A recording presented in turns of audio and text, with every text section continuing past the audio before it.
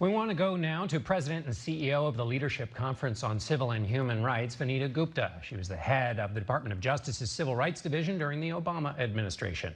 She's in Arlington, Virginia. Good morning. Good morning. So White House Chief of Staff Meadows says the election's going to be on the 3rd. The president flirted the idea of delaying it. What's your response to that?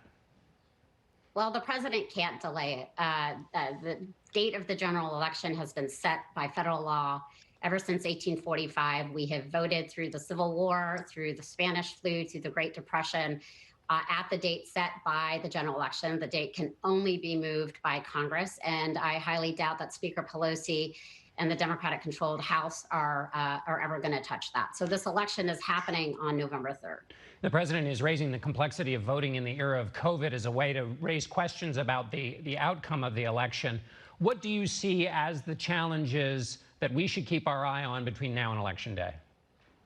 Yeah, look, the states, you saw what happened in Wisconsin and Georgia and other states in the primaries. Those were really wake-up calls for what states need to do. States need to immediately start changing the rules. We need expanded vote by mail with things like prepaid postage stamps. You've seen and heard about the attacks on the U.S. Postal Service that are causing delays. Therefore, it's really important that states change the rules to allow ballots that are postmarked on or before Election Day to be counted. It's really important also that people apply for their absentee ballots and vote early so as not to overwhelm the system.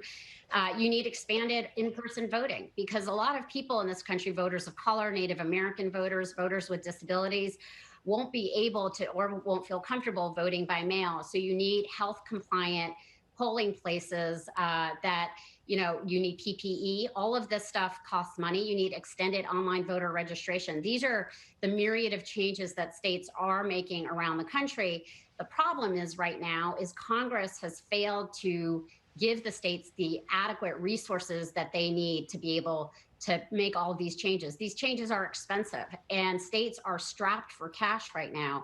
And so in the HEROES Act, which passed the House about 10 weeks ago, they had allotted $3.6 billion. It was pursuant to an extensive study done by the Brennan Center about what it would take. And now the Senate and the House need to pass this legislation and get that money into the hands of the states so they can be ready to make all of these changes immediately. Time is of the essence. And then I would just say, John, this is new. In 2018, 1 in 4 voters voted by mail. You need massive voter education around the country. That's also going to cost money.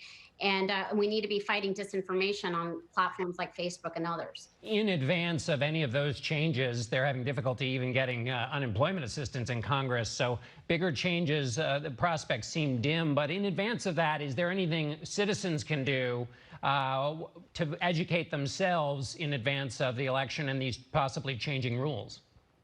Absolutely. There's a lot of sites that are providing information, and stillivote.org is one, vote.org is another.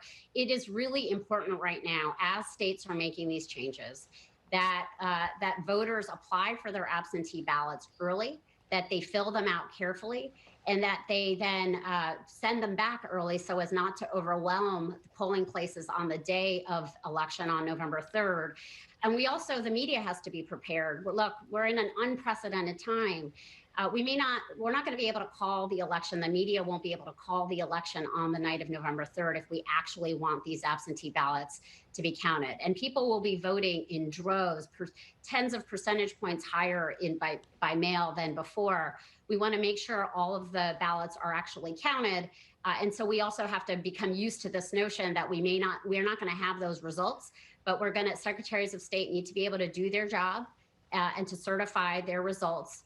And then the Electoral College will meet in December, and the transition will happen in January. So prepare for an election season rather than an election day. And in that case, delay is not necessarily a sign of fraud. In some cases, it may be a sign of extra work being done to make sure there isn't fraud.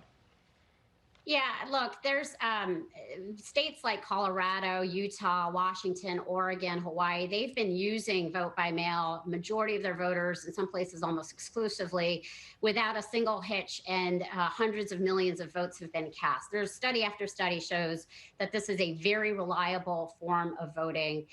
and voters need to be able to cast their votes. They should do it early. But yes, election results won't be available that night. We have to be okay with that. The most important thing is that the votes are actually counted, that people, voters of color and others they tend to have absentee ballots rejected at a higher rate. So we've got to be really mindful of this. But this is an important and safe and secure way of voting. And we can do this. The United States of America can do this in 2020, even amid a pandemic. All right, Vanita Gupta, thank you so much for being with us today.